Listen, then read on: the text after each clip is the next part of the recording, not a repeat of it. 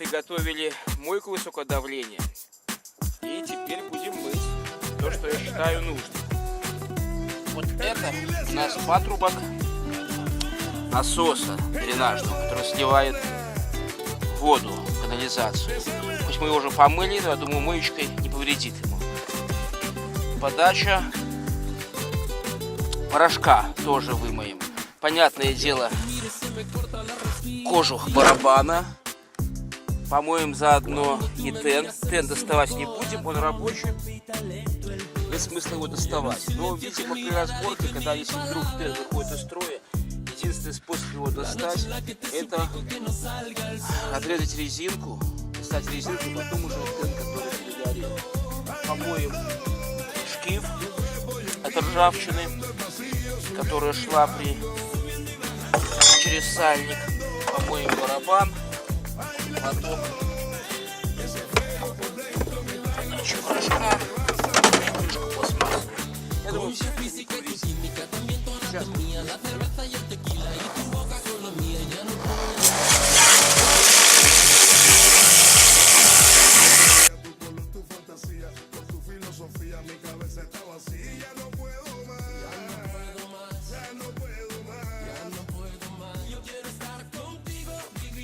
Очень замечательно.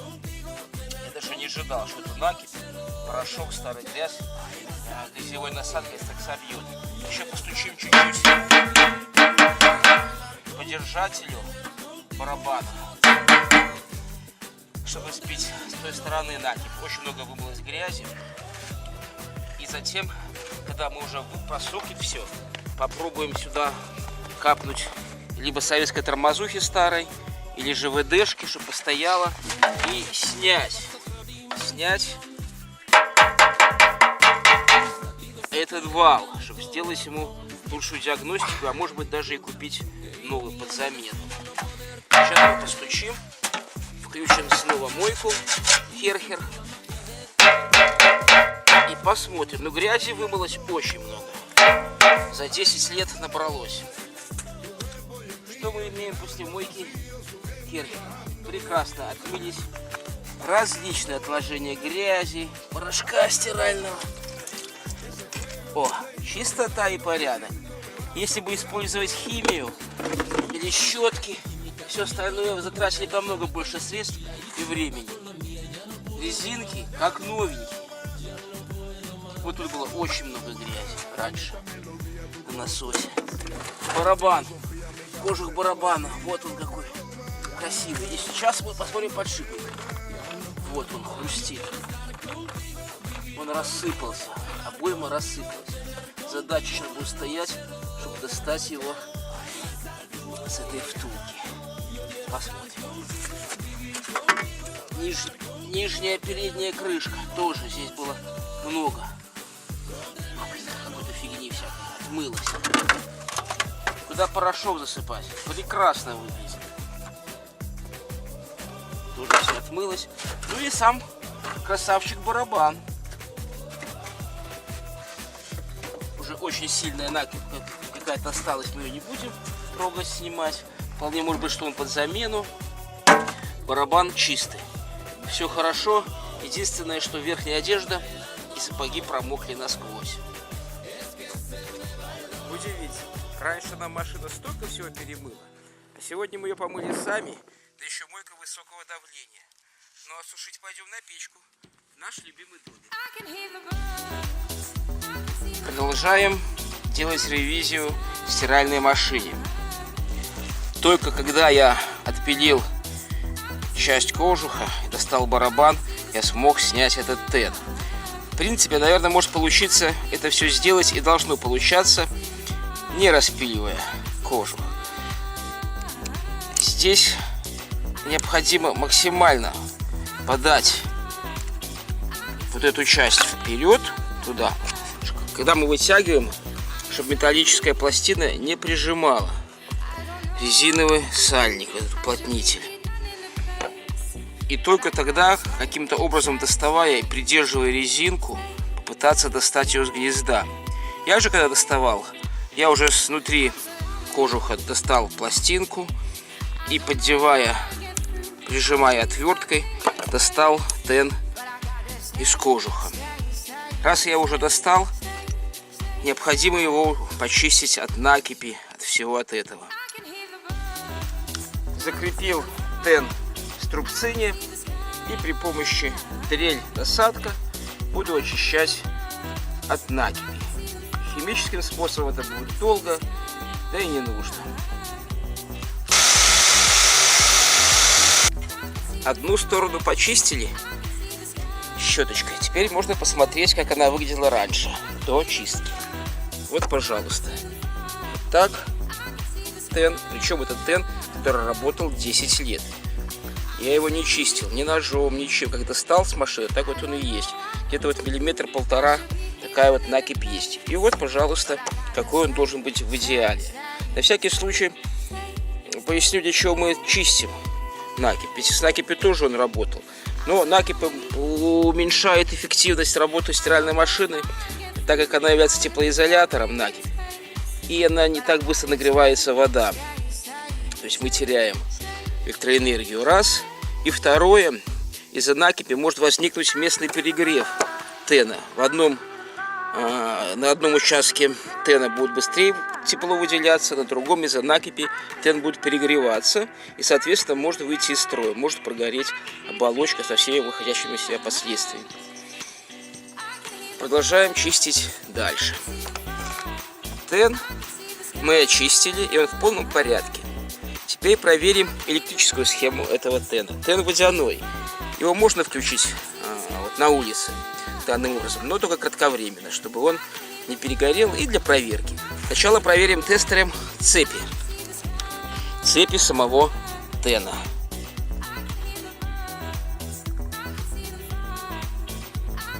Отлично. Тен работает, рабочий. Проверим утечку на землю. На землю утечки не показал тестер. Но мы еще проверим напряжение высоким. 220 вольт. Мы приготовили подключение, использовали клеммы из старого советского клеммника карболитового. Очень удобная штука. И включаем его в розетку. Для наглядности мы засыпали тен снегом, чтобы было видно, как он тает, как он включился и работает. Время пошло.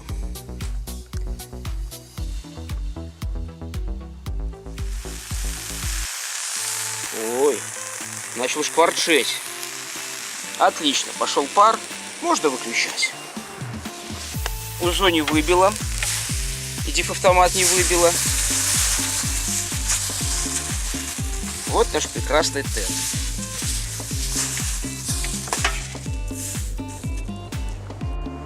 Из барабана мы демонтировали вот такие вот ушки для чистки. Грязи было очень много. Эти вот все полости, они все были забиты грязью, не знаю, чем угодно. Порошок, и накипь, и бактерии, и все остальное. И оно никак не вычищалось, все, пока вот не сняли. Снимается недостаточно просто. Если вы посмотрите, вы увидите здесь ушко металлическое такое. Надо отогнуть отверточкой стопор. И по салазкам пазы снять. Они снялись. Мы еще их компрессором обдуем. Все это дело. Почистим. Когда вымывали керхером, вот когда вода попадала, высокое давление, вот сюда, вот оно вымыло вот эти полости. А здесь все было в грязи. Если посмотреть внимательно в барабан, то мы эти остатки грязи еще увидим. Вот накипь и все остальное. Вот, пожалуйста. Грязь, которая осталась под этими ушками. Сейчас мы будем очищать болты, винты крепления вот этой звездочки, на котором крепится вал. При внимательном изучении на бронзовой втулке, где работает сальник, где стоит, мы видим здесь затертости и пазы. Это уже непригодно для эксплуатации, это кольцо. Нам придется менять либо полностью вот этот вот вал, либо сбивать эту бронзовую втулку и просить у знакомых токарей, чтобы нам выточили. Все зависит от стоимости где будет экономически выгодно. Понятно, что если это будет чуть дороже втул, то мы закажем себе этот вал. Потому что и здесь будет посадочная новая, и здесь, и все будет целое и хорошее. Сейчас мы зачистим вот эти винты. На ночь я их оставлял, замачивал их, смазывал советской тормозной жидкостью, чтобы она проникла вместо ВДшки. Я зачищу щеточкой металлической. Они, к сожалению, сделаны не из нержавейки, а из черного металла. Некоторые вообще. Надо очистить, ставить, скорее всего, тут звезда и попытаться открутить.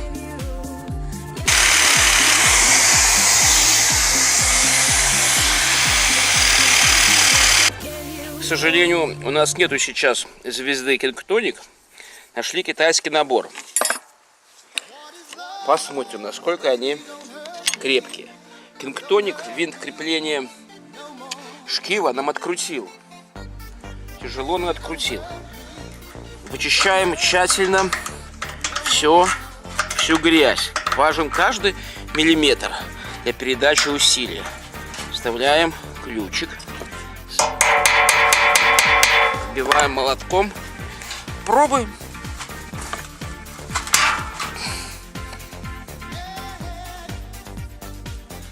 Ключ пришел в негодность.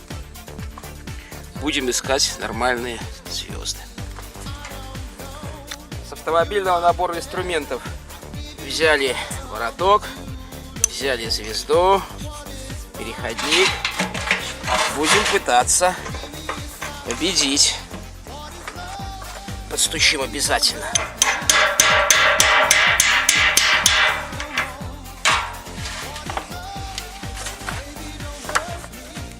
Крутим. Пошла. Отлично.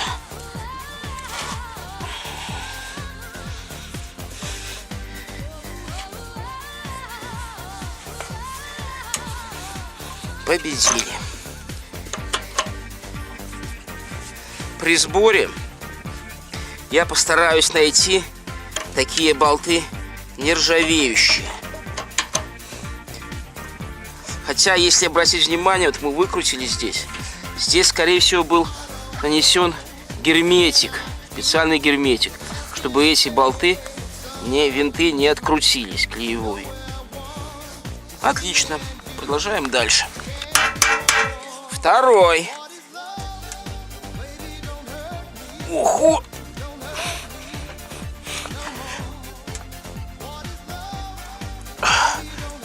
Пошел чуть-чуть, но очень чуть-чуть.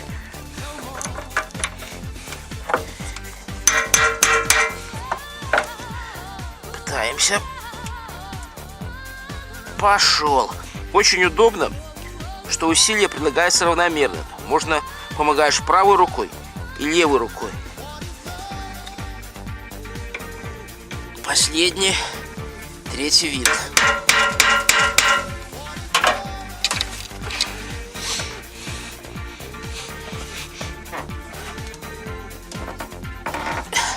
Тронулся.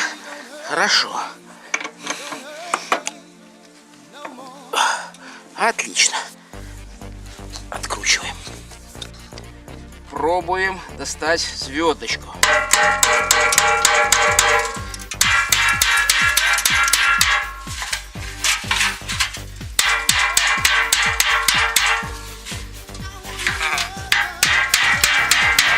Сильно-то и не хочет. Горело. Когда мы стучали молотком, высыпалась накипь, грязь, и он стал подвижен. Чтобы достать, я думаю, надо вот так отверточкой. О, отлично. Вот, пожалуйста.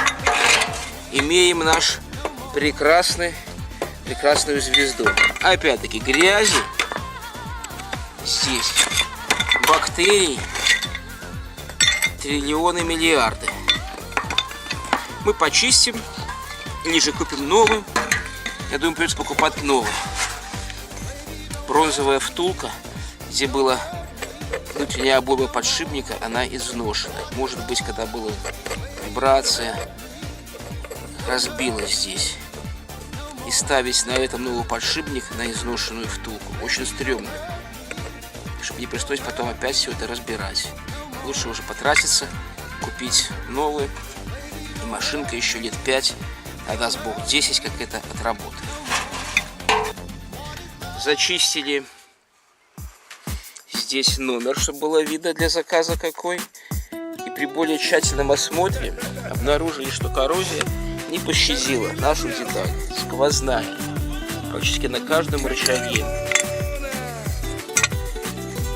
Видите, что делается? Как она ее ела. И вот здесь должно быть такое гладенькое, красивое, аккуратное. На самом деле все побито раковиной. Я думаю, что только под замену этот узел. Надо найти его. Потому что машина старая, 10-летняя. Выпускаются такие звезды, не выпускаются, неизвестно. Беремся за демонтаж подшипников нашего вала. Сначала достанем сальник. Некоторые предлагают специальные есть устройства для съема сальников, либо разводной ключ. Запускают туда и вытягивают. Но мы используем по старинке ударную отвертку, как в автомобиле. И выбить наш прекрасный сальник.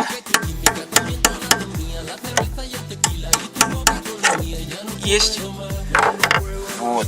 Что мы видим? Все, что могло заржаветь, заржавело. Теперь задача достать эти прекрасные подшипники. И что-то мне подсказывает,